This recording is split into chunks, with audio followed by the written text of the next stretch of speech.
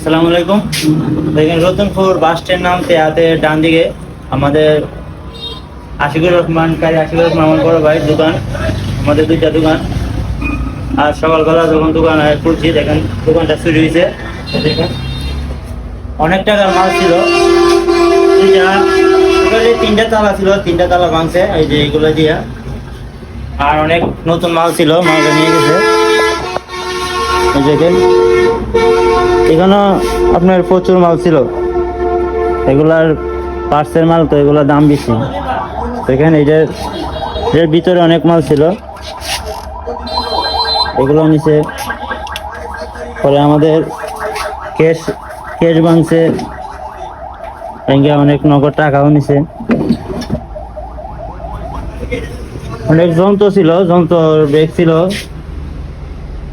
পরে আপনার জ্বালা দেওয়ার মেশিন ছিল, সবগুলো নিয়ে গেছে। দেখেন দেখায় আমার দোকানের অনেক মাল ছিল। এই যে এটা হলো আমার দোকান, চাকার দোকান। অনেক চাকা নিয়ে গেছে, নতুন চাকার রিং ছিল, টিউব ছিল। এই দেখেন